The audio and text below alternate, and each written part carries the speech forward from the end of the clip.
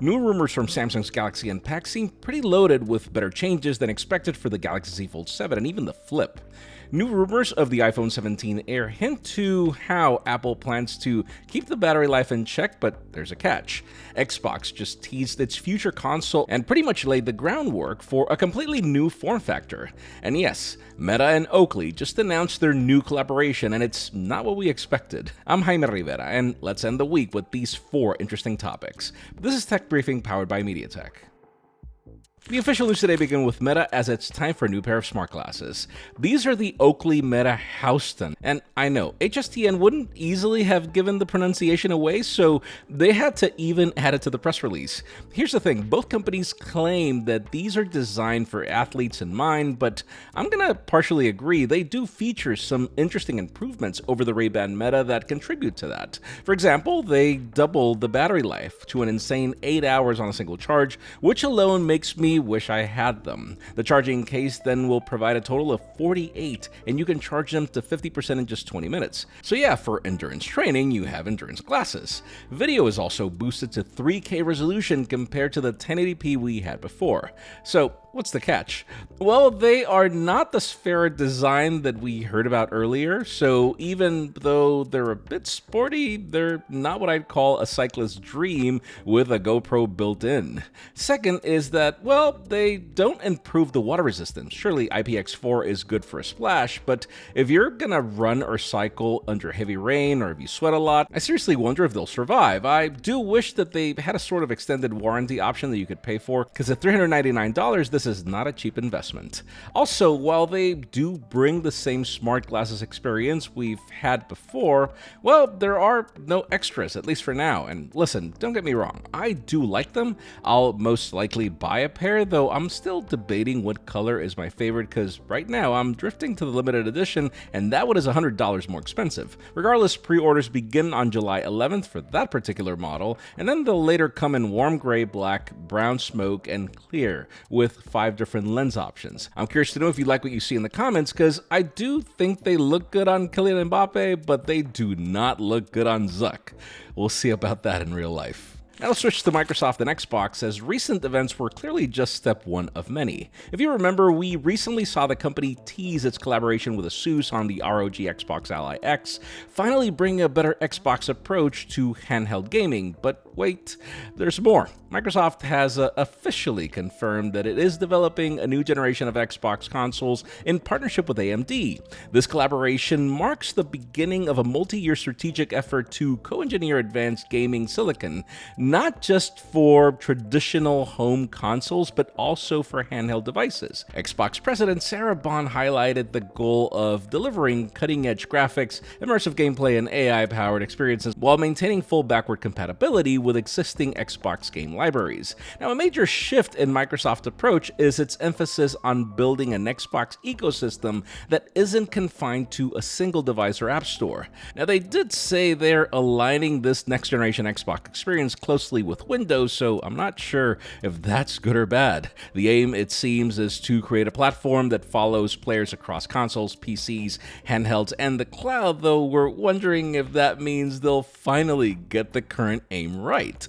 Thing is, Bond's comments suggest that the future Xbox is about flexibility, compatibility, and platform unification. It seems Microsoft wants Xbox to be a brand that lives across a family of devices, powered by Windows and enhanced by AMD Silicon, and I'm wondering about that chip, by the way, as I do love what AMD has done with its integrated Ryzen AI Max Plus that's on the ASUS ROG Flow Z13. If that's the basis for what's to come, I am crazy excited, but I'm curious to know what you think in the comments. Now let's switch to Apple, as yes, rumors of its future lineup have kind of died down for a bit, though the iPhone 17 Air continues to draw a bit of controversy.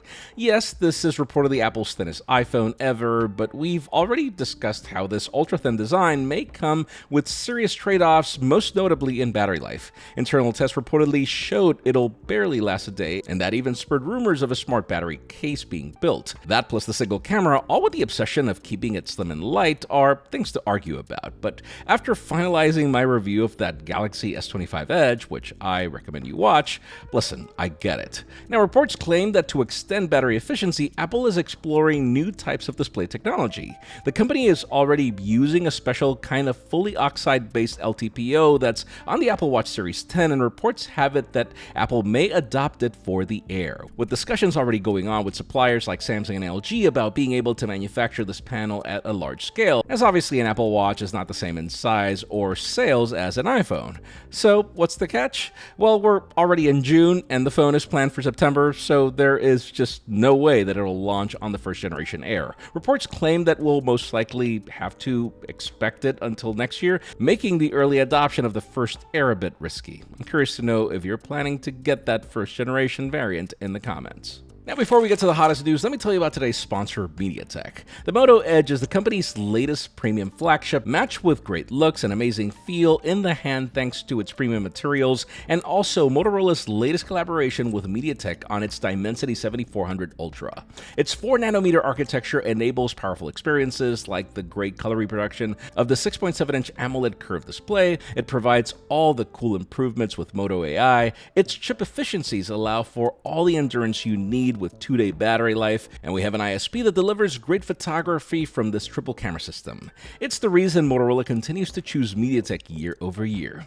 Thanks to MediaTek for sponsoring this video. And finally, for the hottest news today, let's talk about Samsung's next Galaxy Unpacked, as we have a lot of rumors baked into this segment. Starting with the Galaxy Z Flip7, new renders have just emerged showing the full cover display we've wanted since like day one. We're not exactly sure if you'll be able to use full screen apps on the outer display and how this UI will interact with the outer cameras, but we'll see how the company differentiates from the Razr as the visuals make them look nearly identical.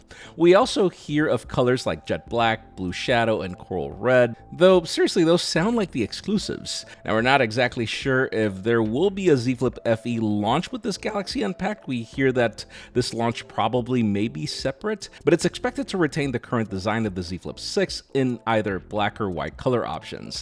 Now, the same batch of renders show the Galaxy Z Fold7, and there's both good and controversial decisions. It shows a much larger footprint open, which definitely means better ergonomics when closed. Then there are separate photos that stack it next to the Galaxy Z Fold 6, and wow, it is much thinner for sure. If you notice, the USB-C port barely fits in its space. Obviously, if we are to combine this with the teased Ultra experience of better cameras, this phone is pointing out to be quite the device we've been wanting. Also, the new visuals in that darker tone of what's called a blue shadow color option look pretty hot. Rumors hint to Samsung's Galaxy Unpacked happening in New York City on July 9th, but since lately these dates match the Korea time, this could just be July 10th instead. Obviously, at this point, we're just waiting to see what the price tag is going to be, but in today's question, let me know. Do you like the possible new Galaxy Fold7 and Z Flip 7? Because in my case, I like how the company is refining these devices a lot, but for me, it'll definitely come down to the price. Also, wouldn't it be great if the colors were more fun? I'm curious to know what you think about this in the comments. Friends, thanks so much for joining on another episode of Tech Briefing. Please like, subscribe, and join the conversation in the comments, as I'm sure you've seen me try to respond to as many as I can. Also, follow me on social media, as there's more interesting behind-the-scenes looks at what we're doing. Our little company continues to grow, so we really hope you like what you see. I'm Jaime Rivera. Thanks so much for watching. We'll see you on the next one.